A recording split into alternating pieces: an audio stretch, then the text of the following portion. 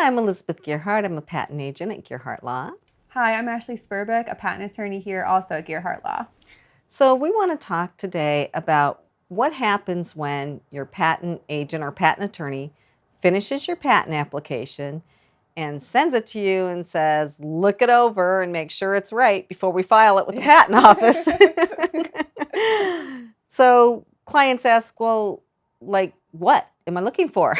That's a good question. I mean, a lot of the time, what I would say is just to look for the main pieces or different embodiments of your invention. For example, say you invented a new app for a cell phone.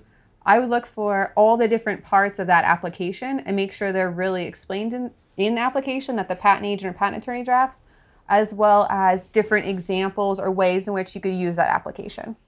Right, and if so a lot of times the patent is in patentese, so a lot of the words are strange because it's the way that they do it, right? So if you can't understand part of it, you need to ask your patent professional to explain that to you and how it pertains to what your invention actually is.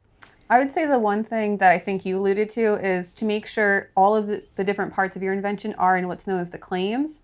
They're really the body and like the meat of your entire invention.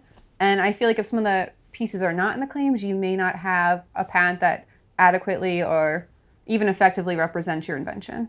Right. So what I would suggest that you do is if you have, for instance, a consumer product or an app or whatever, list out all the things that you think are components of it. For instance, if you had a coffee cup, you would list the handle, the inside, the outside, maybe the design on it, anything that makes it what you feel is unique, and then make sure that all those things are in the claims. Yes, exactly. And then each claim has to be supported with a drawing. So make sure that there's a drawing that goes with each claim. And if you don't know how to do that, your patent professional should be able to tell you. Yes, exactly. That's a very good point. Yeah. So what else do you think people should look for? Maybe just the different embodiments. If you use the coffee cup example, I feel like that's a good one.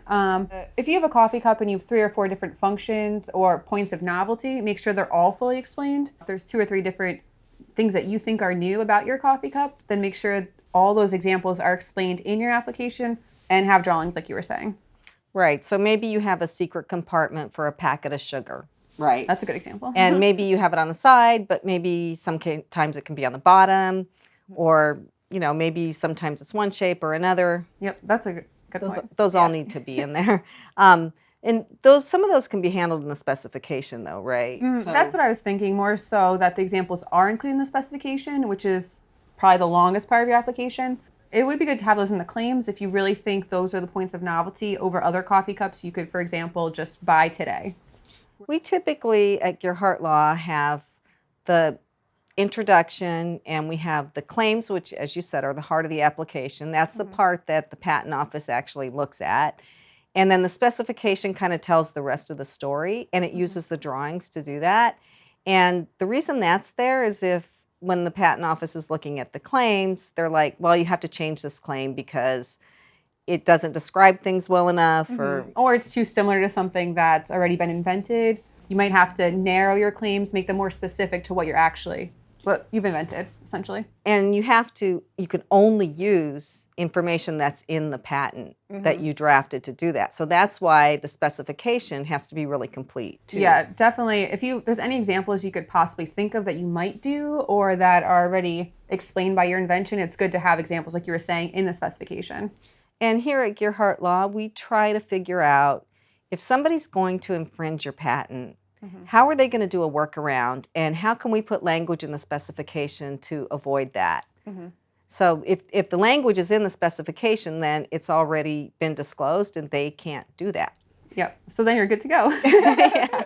And once you file a provisional patent, which is a patent that you have for a year and you can work on things until you get your utility patent a year later, which is the one that they examine, you are patent pending the first time you file your patent. Which is very important for some new startups or inventors if they want to seek funding. Right. And then the other thing is you'll get some forms that you're supposed to sign when it's time to file your patent application. And one of them is power of attorney, so that your attorney can file it for you. And the other one is the declaration. And I think that comes down to what we're saying.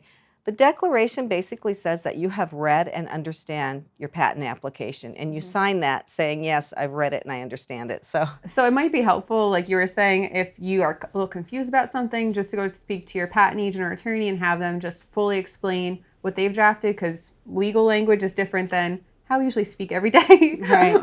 And the drawings may look a little funny, like they're done in a very particular way, but if something really doesn't look right to you or it looks like something's missing, go back and talk to them, because really this is your application and it's expensive and it's your one chance to get your invention approved by the USPTO. So if you're just starting the process or already have an application that's pending and have any questions, we're always here to help. Give us a call and we'd love to help you out.